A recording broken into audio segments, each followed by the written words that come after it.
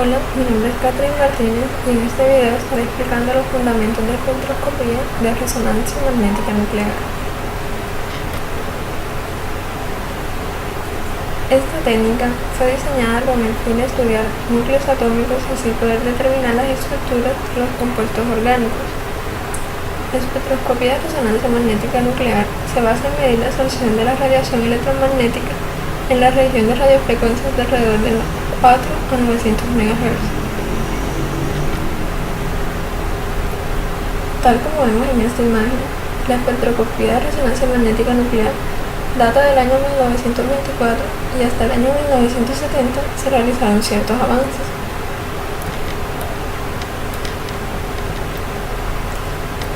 Para el año de 1924 se descubren las primeras bases teóricas de la espectroscopía de resonancia magnética nuclear a cargo de Pauli. Él afirma que ciertos núcleos atómicos tienen propiedades de spin y momento magnético, y al exponerlos a un cuerpo magnético se produce una división de sus niveles de energía.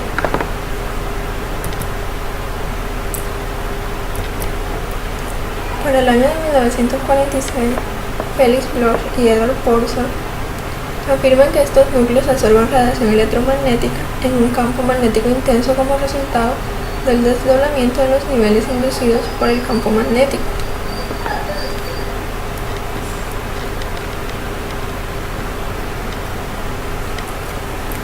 Para 1953 se comercializa el primer espectrómetro de resonancia magnética nuclear de alta resolución para estudios estructurales químicos.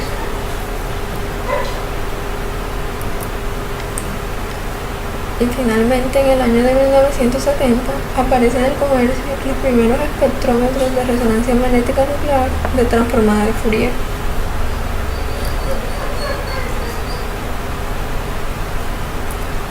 La resonancia magnética nuclear es una técnica espectroscópica basada en las propiedades magnéticas de la materia y aplicada para obtener información física, química, electrónica y estructural sobre las moléculas. Esta técnica espectroscópica puede utilizarse solo para estudiar núcleos atómicos con un número impar de protones o de neutrones. Esta situación se da en los átomos de un hidrógeno, 13 carbono, 19 flúor y 31 plomo. Este tipo de núcleos son magnéticamente activos, es decir, que poseen spin, igual que los electrones, ya que los núcleos poseen carga positiva y poseen un movimiento de rotación sobre un eje que hace que se comporten como si fueran pequeños imanes. Cuando una muestra se coloca en un campo magnético, los núcleos con spin positivo se orientan en la misma dirección del campo, denominado estado de spin alfa, mientras que los núcleos con spin negativo se ordenan en dirección opuesta a la del campo magnético, en un estado de mayor energía denominado estado de spin beta.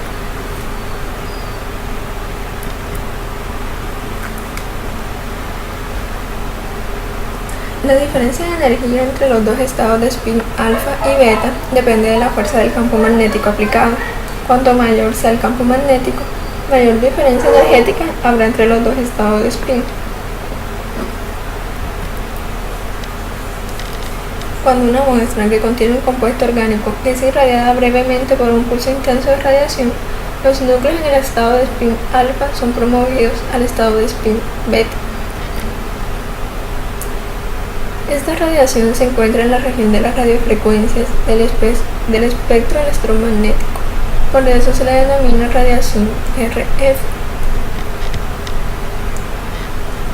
La siguiente ecuación muestra la dependencia frente la frecuencia de la señal y la fuerza del campo magnético, que es medido en teslas. La resonancia magnética nuclear de un hidrógeno posee apantallamiento o protección magnética por los electrones.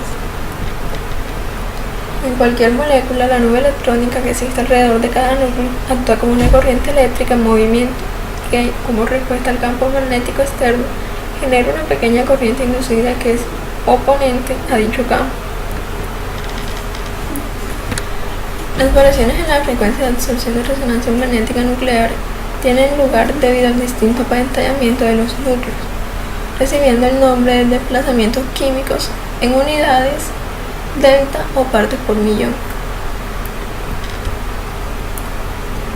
Los más apantallados absorben al campo más alto y los menos apantallados absorben al campo más bajo.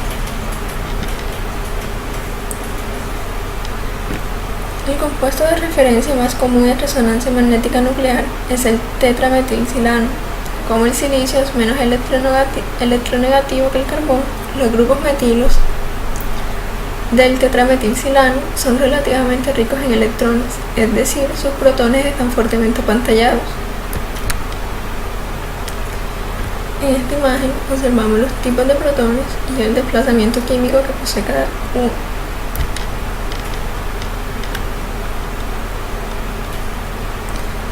Para el espectro del 1-bromo 2,2 dimetilpropano,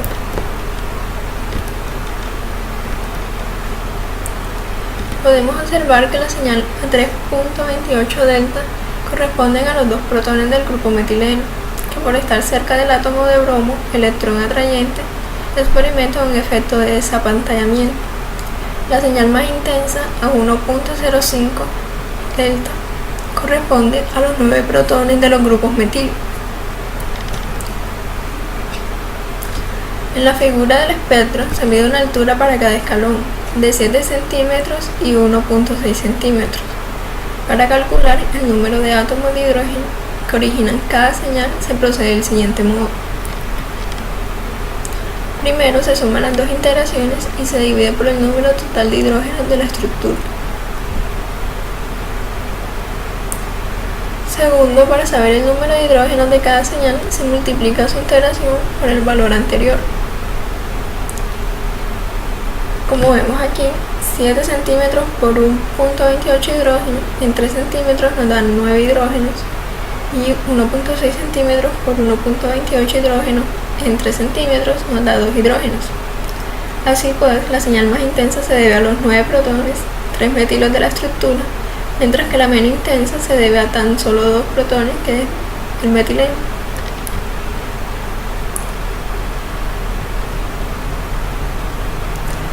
El desdoblamiento de spin-spin se explica teniendo en cuenta todos los posibles spins individualmente de los protones, esto para la molécula del 1,1 dicloretano. En general, la multiplicidad o número de picos en una señal viene dada por la regla n+1, donde n es el número de protones equivalentes que desdoblan una señal. Las áreas relativas del multiplete n+1 vienen dadas por el llamado triángulo de Pascal. Este nos muestra el número de protones equivalentes, número de picos y relaciones de área.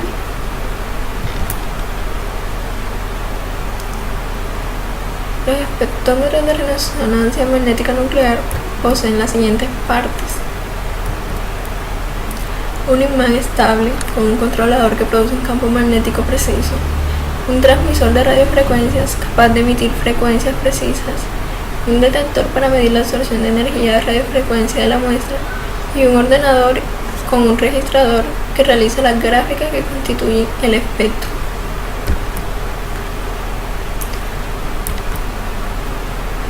Hay diferentes tipos de imanes en el espectrómetro, que pueden ser permanente, resistivo o superconductor. Los permanentes siempre son costo de capital bajo, de operación y un campo marginal despreciable. Los resistivos presentan el mismo costo de capital bajo y tienen además un fácil mantenimiento de la bobina. El superconductor presenta una potencia de campo alta, homogeneidad de campo alta y bajo consumo de potencia. Entre las desventajas podemos encontrar que el costo de capital es más alto, el costo alto del criógeno, el campo marginal es intenso. En el resistivo vemos que el consumo de potencia es alto, requiere refrigeración por agua, el campo marginal es significativo. Y en el permanente, la potencia de campo es limitada, la potencia de campo es fija y es muy pesado.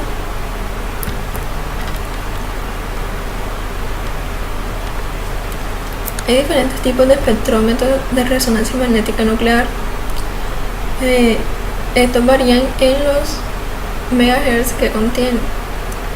Hay de avance de 300 MHz, de 500, de 600 y hasta 700. Por ejemplo, vemos este que es de 500 MHz. La resonancia magnética nuclear puede ser de sólidos. En esta, las muestras deben estar finamente molidas y no deben contener núcleos paramagnéticos. La cantidad a suministrar dependerá de la sonda a utilizar. Para las sondas de 4 milímetros son necesarios aproximadamente 50 miligramos y para la sonda de 2.5 milímetros son necesarios entre 10 a 20 miligramos. En líquidos, las muestras disueltas tendrán que ser entregadas de forma en tubo cerrado, pesadas y si es posible disueltas. Las disoluciones deberán ser homogéneas, filtradas y con una concentración adecuada. La cantidad de muestra oscila entre 1 a 20 miligramos, dependiendo del núcleo, tipo de experiencia y equipo utilizar.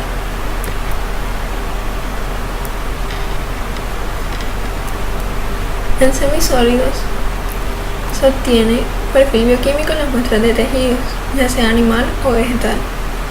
Se pueden estudiar fluidos biológicos como la sangre, el plasma, la orina y los cultivos. Se pueden hacer estudios de anatomía patológica para identificación de tejidos cancerosos, obtención de espectros directamente de alimentos sin procesarlos, como carnes, pescados, frutas y verduras. Y además, análisis de geles y polímeros sintéticos. La resonancia magnética nuclear posee múltiples aplicaciones. Entre estas se encuentran en disoluciones, nos permite determinar la estructura tridimensional y dinámica de moléculas disueltas tanto en agua como en cualquier otro disolvente.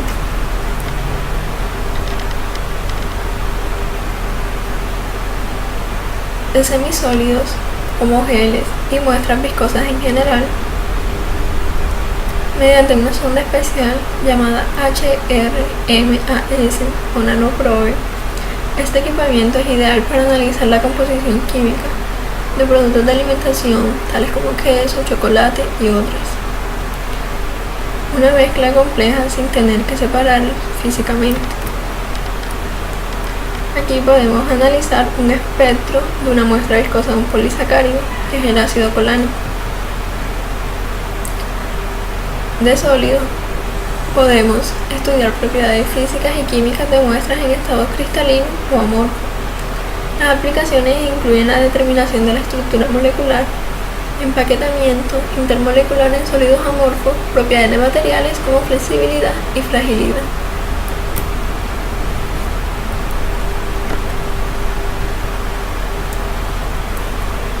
Además, tiene otros usos en industria química, industria farmacéutica, industria petroquímica, investigación científica y técnica o investigación clínica, industria de transformación de caucho y plástico. Se pueden realizar análisis estructurales y estereoquímicos para la caracterización de compuestos químicos con núcleos activos y la identificación y cuantificación de compuestos orgánicos y organometálicos. En cuanto a control de calidad, se puede controlar las impurezas y también podemos determinar la estructura molecular en sólidos amorfos. Se determina la composición del material orgánico e inorgánico de los suelos.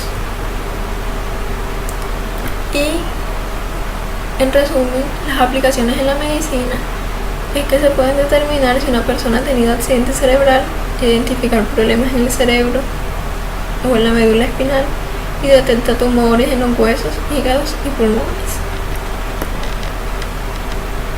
Gracias.